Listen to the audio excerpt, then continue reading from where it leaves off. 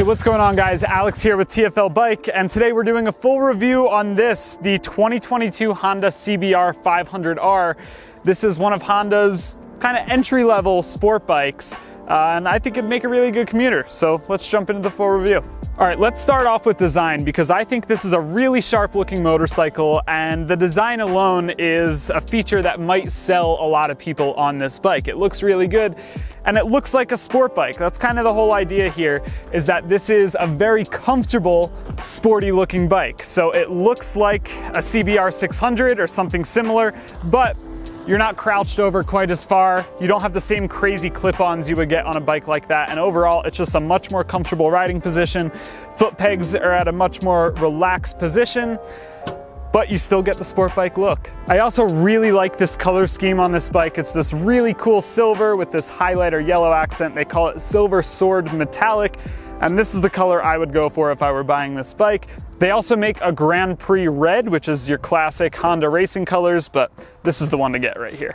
So yeah, the first thing I noticed when I hopped on this bike is just how comfortable it is.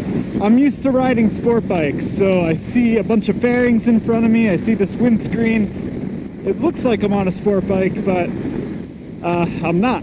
I'm sitting way taller up. My legs are not kicked way far back behind me. I'm not in a neutral position. It's still a little bit aggressive. It's not like a standard bike or a naked bike where you're completely upright, but you do have a decent rise in these clip-ons right here. They're not actually below the top triple tree like they are on most sport bikes. So yeah, you're not fully hunched over. It's gonna save your back. And especially if you're wearing a backpack, like riding into class or going to an office or wherever you just need to carry some cargo on your back, you're gonna last a lot longer on one of these than you would like a CBR500RR. All right, let's take a look at the riding position real quick. 31.1 inch seat height, so not crazy high, pretty easy to get your feet down. Pretty relaxed leg position and arm position, like I said before. This bike weighs 423 pounds wet and ready to go. Very manageable. As far as the fuel tank, it holds 4.5 gallons, and according to Honda, this will do 72 miles per gallon. So once again, in an age where gas is getting crazy expensive, this does really well on fuel and would make a great commuter and also a really fun bike to ride into work. Let's take a look at the motor. It's done in this really cool bronze color, and it's a 471cc parallel twin, and it makes right around 50 horsepower and 31.5 foot-pounds of torque. It's mated to a 6-speed manual transmission, of course, and this isn't the lowest displacement entry-level sport bike you can get from Honda. They also make a CBR300R and a CBR650R, so you do have a lot of options within this kind of entry-level, relaxed position sport bike category if you want to stick with a Honda. This isn't the best sounding motor in the world. It's a parallel twin. Most parallel twins don't sound amazing. Yamaha works some magic into theirs. As far as handling goes, I really like how this bike corners. You can kind of lean into a more sporty position and take corners with some speed like you would on a full-fledged sport bike. And that I like.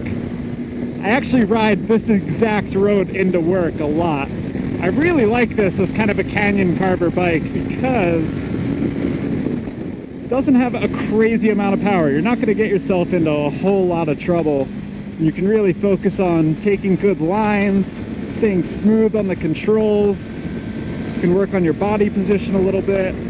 Yeah, you can get into bad situations on any bike, but it'll be a lot harder to do it on this than a full-fledged 600 Super Sport.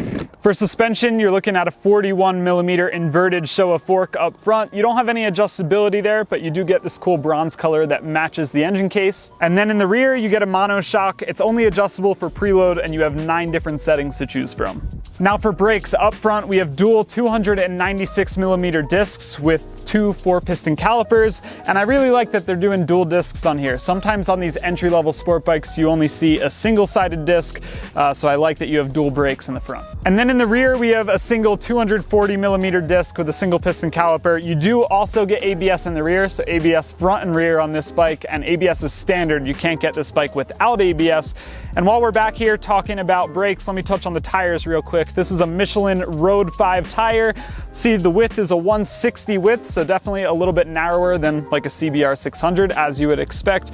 But I really like these tires. They're a good mix for both dry and wet conditions, really good for commuting. All right, I'll turn the key on right here. You can see this pretty basic LCD dash come to life. You do have some indicators on the outside for a shift light. It kind of blinks at you as you're going down the road when you get in high RPMs. You do have a really small tack gear indicator, fuel gauge right there.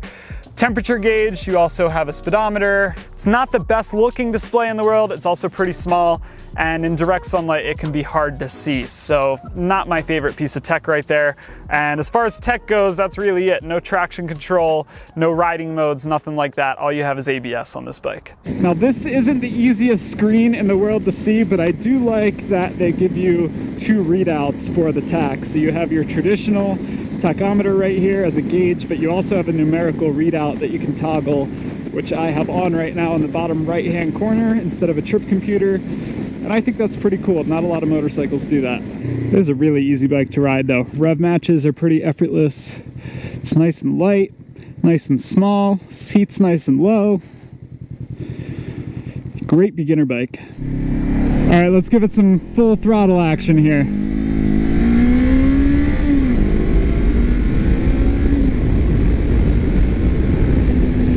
Not crazy acceleration, but definitely enough power to keep you safe and get you out of the way of traffic.